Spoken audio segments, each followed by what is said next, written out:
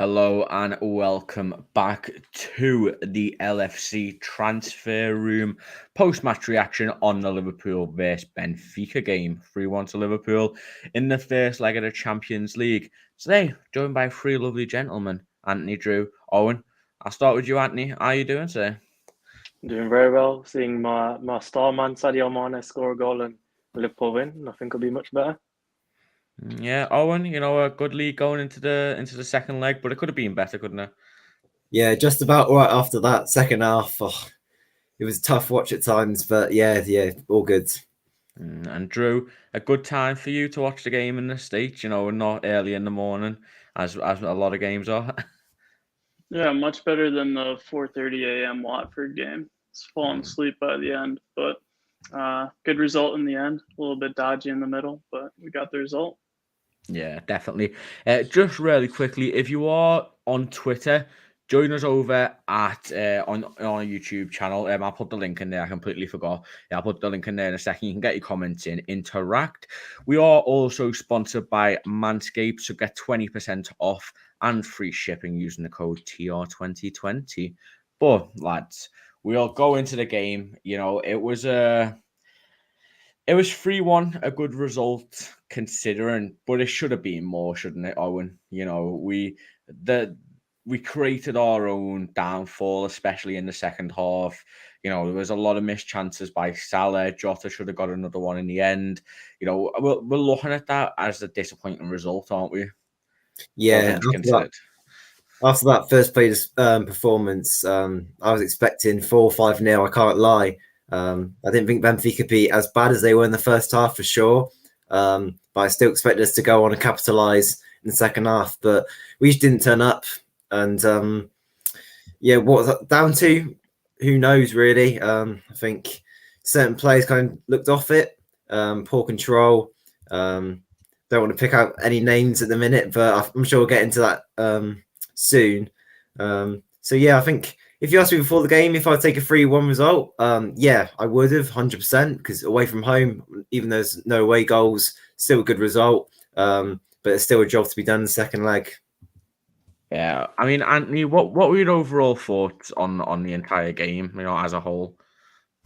You know what? Before the lineup, when the lineup got announced, I was happy finally seeing Keita, Thiago, Fabinho, and the first half, although they bossed it, that's probably one of the best midfield performances of the season, if not the best. And then second half, I don't know what happened. Obviously, Konate had the mistake, but he was playing well, to be fair to him. I thought him and Van Dijk dealt really well with Benfica's forwards, but it's hard to pick what went wrong. Like Owen said, it was just a bit of a shambles in the second half, but we were still creating chances, and luckily we got a third one at the end with Diaz. Yeah, definitely. I mean, as Anthony said there, Drew, we're going into this game, what Owen said as well, 3-1, we'll probably take that, don't we? But it's just the performance. If it did deserve a bit more, especially that first half performance and, the chances that we did squander in the second half. Yeah, I'm actually not too disappointed overall, because I think it's a good result at the end of the day. I think it comes down to Konate's mistake. If anything, it looked like we were in third gear for most of the game.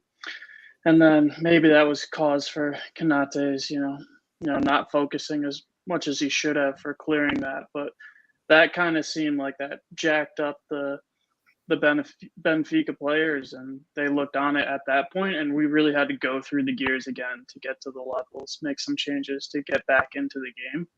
But it just looked like we were poor in that moment rather than Benfica played well. And then by the end of the game, when you're looking at we could be heading out of there 4-1, I'm pretty happy with the result in the game overall, and that's the kick up the butt for the focus we need against Man City on Sunday. Yeah, 100%.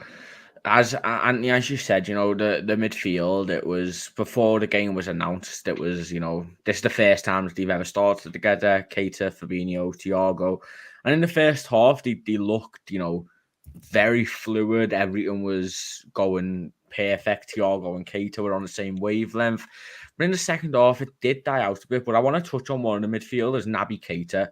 What a game he had today. It's probably one of his best performances in a Liverpool shirt, and at the level that we we hoped for originally, instead of against Bournemouth or Burnley or somebody. How impressed were you with Keita this game? You know what? I'm impressed with him since he's been at the club. Obviously, with the amount of injuries, it's unfair to say that. But whenever he plays, he always puts in at least a 6 out of 10 performance. And today was one of his best ones. And I think we've got to the point where he needs to be starting instead of Henderson. It might be a bit for unpopular opinion, but Henderson, he's hit a point where I don't think he's really offering that much to the midfield. Whereas with Keita, we're seeing him actually cover Trent. There weren't many times where Benfica were attacking down that left-hand side to get at Trent. And even from an offensive point of view, he could have got 2 assists if Salah chipped the keeper or finished off his chance. He obviously got the assist to Diaz at the end. And he's finding himself in the box, which Henderson doesn't do often. Henderson loves running down that right wing for some reason. But Keita, he's unbelievable. And him and Thiago together was just something else. Yeah. Oh, and is that our best midfield three when everyone's fit? No, it's not. And I'm going to be a bit controversial here. I think people aren't going to like what I have to say. I disagree with what Anthony just said, actually. I didn't think Keita was brilliant. And I think if that's the best Navigator's got to offer in a Liverpool shirt, then we should offload him, in my opinion. That's my opinion. But I think I was heavily surprised not to see Henderson or Milner in the starting 11 today. I really want to see that control in the midfield, going to Champions League quarter-final. I know we've got City on Sunday, so you might want to rest Henderson for that. But I don't see why Milner wasn't brought in for his experience in these big games. Although I thought Keita was all right. Don't get me wrong, he didn't do anything too wrong. And yeah, I think he had an average performance. But yeah, I think Milner would have been better in this game. True. Obviously, yeah, I understand where Owen's coming from. He missed 2 glaring opportunities. One, he should have scored, and he should have really tested the keeper with the 2 headers. But, he was driving through the midfield well. He was, linking up quite well with the forward players. Do you agree with Owen's, analysis on Keita's game there? I can see Owen's point. I think that Keita just offers something that other midfielders we have don't have. Like Henderson, Milner, Curtis Jones, I think they're all in the same mold. But how many players do we have that can carry the ball past opposition defenders and link up play with the attack? I think where it came down to for me is Thiago and Keita. I think they both have defensive liabilities in them, which shows like when we were playing in the first half, we were just all offensive, and that was great.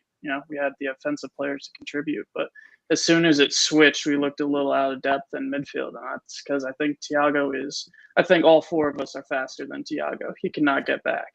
And that's, probably why he brought down the opposition player for the yellow card and just took that because he knew he can win in a leg race. And Keita, when he gives the ball away and then you have Thiago covering for you who can't run back, it just exposes Fabinho and the rest of our defense. So I think that's where the faults and the cracks in that midfield lineup are. But I think both individually, they're great players. And Keita has shown his best. He's also shown his worst in games like Real Madrid away the other season. But that's why I can see both Anthony and Owen's point. And I think they both have futures at the club. So yeah, I think we saw the frailties and the positives of, the Fabinho, Thiago, Keita midfield. As Drew said, the defensive liabilities there. But when we are, free-flowing football on the attack, it's great. As somebody, let's say we're playing a Burnley, that lineup's going to be amazing. But it wouldn't work against Man City or somebody, who's going to be pressing you the whole game, someone who's going to be sitting back. But, it's fun to watch. But I do agree that Keita always seems to look a bit better when Henderson's next to him. He has a lot more freedom to roam around a bit. But, the goal, the Luis Diaz goal, that's exactly what Keita offers. And I don't think anybody else offers that. That drive and penetrate and run from midfield, getting away from players. He did it a few times. He was fouled in the second half a couple of times doing it as well. And finally it came off for him. But I wouldn't write Keita off too. Yeah, I think he's probably top 3 players in that game for me. But we'll get onto the man of the match in a bit. Another talking point, Anthony, was Konate. An unbelievable first half from him. Then in the second half, it didn't really go to plan. You know, it's still a good performance. We've got to remember he's only 22, but that the mistake does overshadow the first half display a little bit, doesn't it? Yeah, it's peak as well because he was just playing unbelievable in the first half. Like whether they wanted to attack Van Dijk, they weren't getting past. Whether it was Konate, they weren't getting past him. And to be honest, I don't really think, from a defensive point of view, we conceded that many chances. Benfica obviously that the odd shot, but Mac on commentary, oh my God, he gives me a headache. Where he's talking about Van Dijk should have closed them down earlier. Like I thought Van Dijk and Konate together were perfect, but obviously Konate, to start getting more better, he needs to start consistently. And with Matty in the side, it's probably a bit hard to do that. But whenever he does come in for us, he normally plays really well. Yeah, I mean, Drew, was you impressed with Konate's performance today? You know, mainly the first half. Yeah, I think he played, probably his best half for Liverpool. I think Louis said that in the watch along, and I agreed with him. Konate was the standout player. And it's unfortunate that his performance gets overshadowed by a mistake, but that does happen. And after that, I agree with Anthony. I think that Benfica had chances, but they didn't have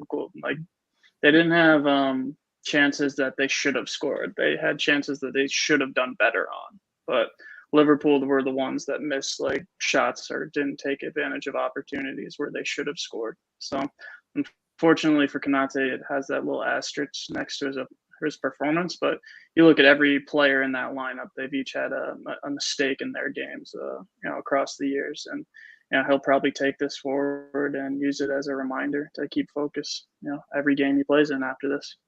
Yeah, Drew. I mean, Owen, what Drew has just said there, we have seen this from other players before, and usually they don't make the same mistake twice, especially under Jurgen Klopp. So, yes, we have to look at the mistake, but we can also praise his first half performance.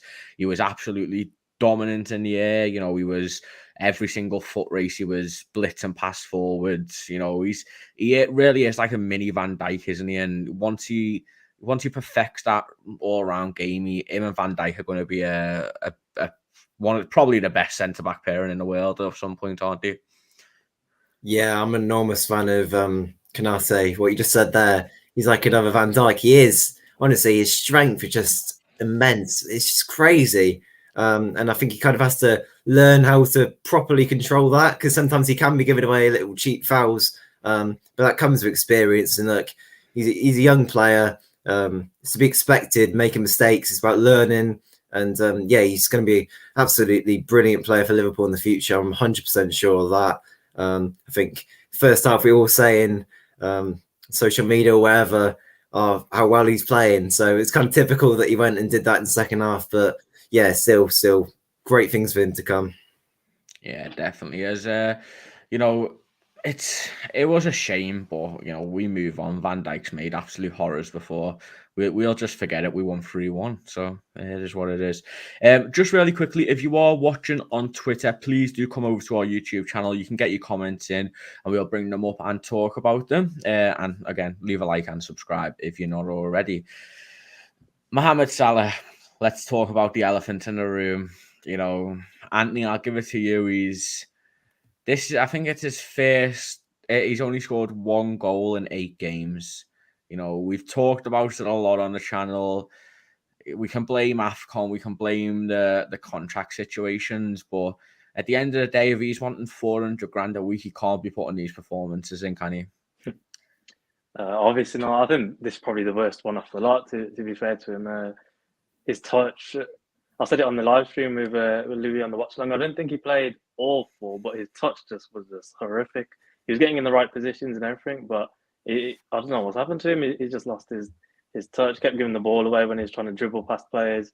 He just needs to start doing the basics again. He's trying to overcomplicate every scenario, trying to take players on, trying to find some weird pass. Like, when have we ever seen Salah cross it with his right foot from the halfway line? Like, he just needs to start doing the basics again, and then he'll be the best player in the world again. But I'm still going to stand by the fact he's still the best player in the world. Drew, I sort of spoke about this in one of our group chats, but do you think it was a poor decision from Klopp to start Salah today? One of the one of the things has been that he has looked too tired, but then on the other hand, people are saying play him into form. It hasn't worked playing him into form, and he looked more tired, and we're going into a massive game against City. Should he have been rested? He didn't offer much today. Yeah, 100%. I thought he should have been rested. If there is one game where you can rest him, this was the game to do it in the April run-in. So, maybe you rest him second leg, but that doesn't really help us for this weekend, especially after the performance he had today. So he's really got to dig deep for that game on Sunday, whereas, maybe that psychological ed, the motivation, the hunger to get back into the team on Sunday could have played a positive. So he really does have to play himself back into form. I think it's just, but we should give him a little bit of a break in terms of, every team knows he's our star player, so he's going to get the focus of the defense. But like Anthony said, I think he just has to go back to basics. And, if there's more players on him, that means somebody else is open, and he's got to focus on working the ball and not being the main focus of the front three. That's why we have, 4 other players now who are top class. So, I'd maybe even argue that he should be on the bench against City on Sunday to start. That's a bold claim. I see where you're coming from, but Owen, surely he starts him against City. But the question is, if he puts in another performance like he has been, is the calls for him to be dropped? There's Manny, even though Manny isn't playing well, he's scoring. Diogo Jota, every time he starts, he seems to score. Diaz, you can't be dropping Diaz after the performances he's been putting in. So, look, we've seen it before with players. You're not irreplaceable in this Liverpool squad, and even though Mohamed Salah recently this season was the best player in the world, surely there's calls for him to be dropped after his recent performances. Yeah, I can understand it for sure, but he has to play Sunday. I don't think there's two debates about it, really.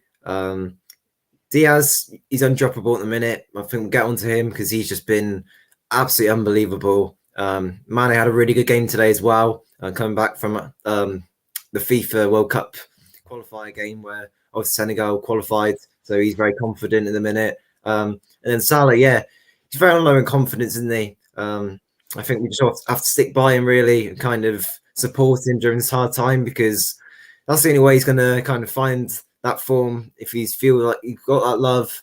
And I think you start him against City, see what he does. If he's still kind of looking the same, not 100%, then I think you do give him a rest for sure. But City is a massive game, and you just have to hope that he comes back and finds that bit of confidence and that bit of form.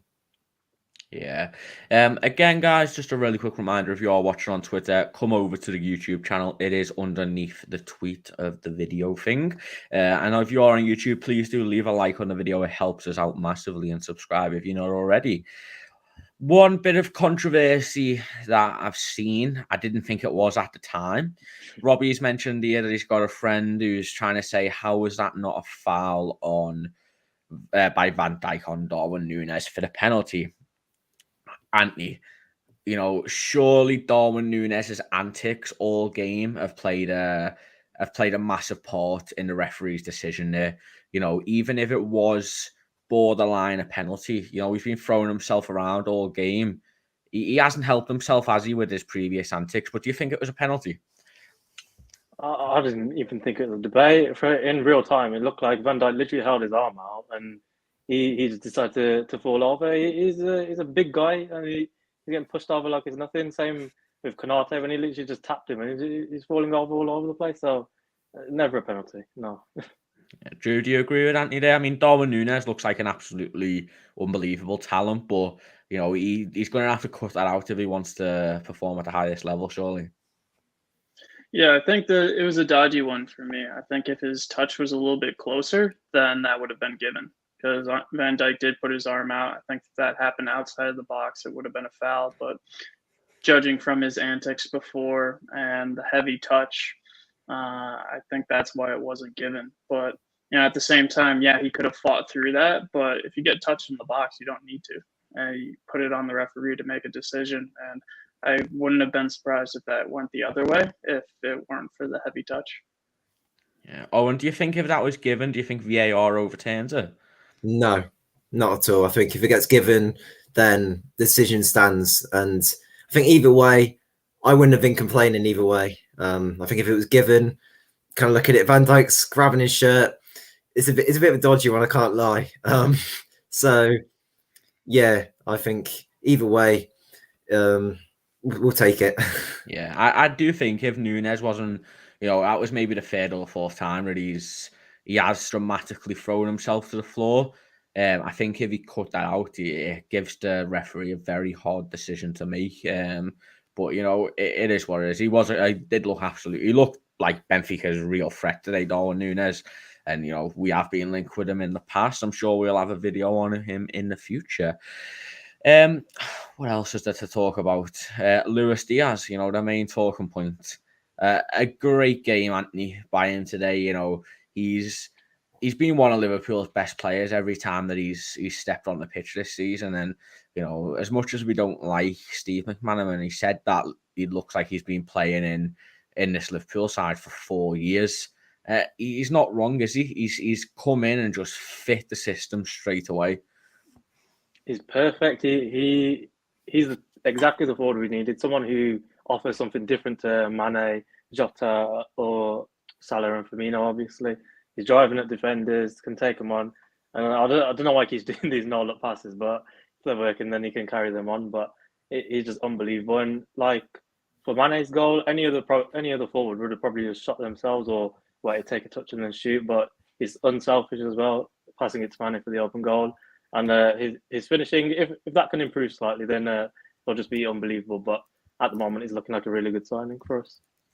Yeah, true. I mean, as Anthony said there, I think every single one of our attackers tries to do a scissor kick, especially Mane in that situation. But he's went the unselfish way. He's needed goals as well. So the fact that he hasn't tried to take it on himself and he's give it to Mane is signs of a great player and one that Klopp definitely loves to have, isn't he?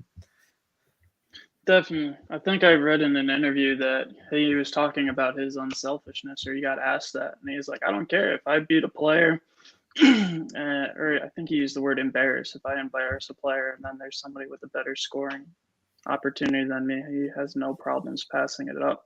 I think he just likes being a part of that build up to goal, if he finishes it or not.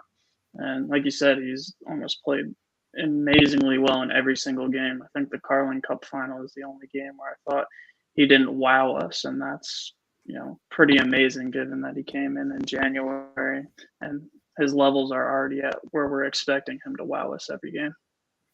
Yeah, 100%. I mean, Owen, maybe some of the other forwards can have a bit of a lesson from him, squaring it when maybe it might not be the option that you want. We would have had 5 if they all took Luis Diaz's route.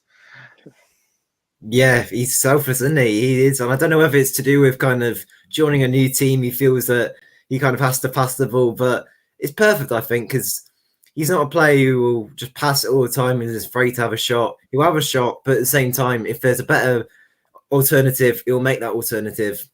So, yeah, he looks like a perfect player, doesn't he? In current form, I think you could probably say that he's the best player in our team at the minute, which is pretty mental to say. And I have a confession to make. I think we came on here 2 months ago. I think it was with you, Charlie. And I said, not sure if he'd be the right player to bring in. I think it was like 70 mil was the quoted figure. And I was wrong. I was wrong big time. This guy is the guy. Yeah, I don't know what I think. If you ask most Liverpool fans now, would you have paid 70 million for Diaz? It's after these, the few months he's had, you say yes. And, he's 24 years old. And even though he isn't scoring as many goals as maybe he would have hoped, that's not just what Liverpool is about. And he was seeing the groundworks of an absolutely unbelievable player. And the fact that he is only 25 years old is, a detriment to what he can provide in the future. But finally, lads, man of the match. There's not loads of contenders, but I think there's maybe 2 or 3. Anthony, I'll start with you. Who was your man of the match for today's game? It's hard to pick one, to be fair. I'll probably go with Keita. I thought Trent played really well as well. But But Keita, he's defending really well from an attacking point of view. Obviously got the assist. Maybe could have had 2. So yeah, I thought he controlled the match really well. Yeah, Trent, Konate had a good half, but you maybe got to rule him out, Owen. But Trent, Keita, Luis Diaz. I know you're not going to go with Keita, but who was your man of the match for the game? It has to be Luis Diaz after the assist and then the goal. The finish as well, just so composed. Even the header, he's just honestly just watching him play. It's just a pleasure at the minute. It's fantastic. Every time he steps on the football pitch, I just want to see more and more and more. So it has to be him.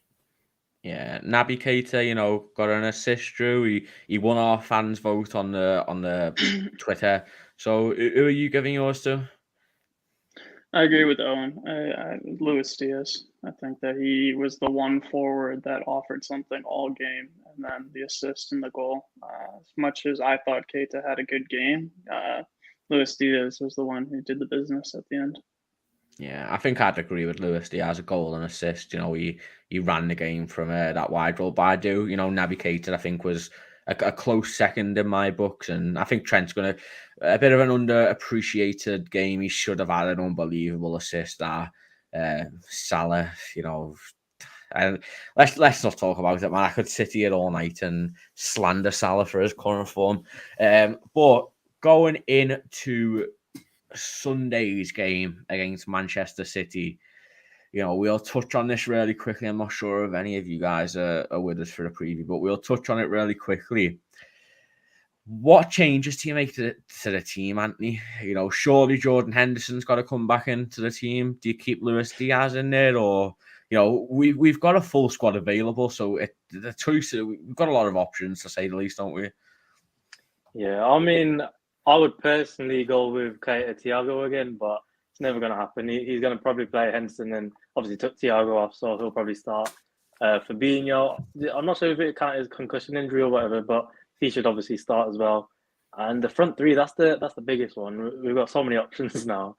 I'll probably go with Jota, Mane, and Salah, but I don't think Salah should be dropped, even though he's been on a bit of bad form. And Firmino, although I do like him, I think that's our best front three. Firmino, Salah, Mane, but I think Jota just had a lot more minutes and he's second top scorer in the league, so no reason to drop him. Yeah, Drew. I mean, sure, the most obvious changes, I mean, butt in if you disagree, but I think Matip comes back in for Konate, and I think the midfield, most barring injuries, is going to be Fabinho, Thiago, Henderson. It is that front three, isn't it, Drew? On current form, I think best players, you probably start Diaz on the left, Jota up front, and Mane on the right. But he's not going to do that, is he? He's gonna go back to his old trusted ways, surely, Drew.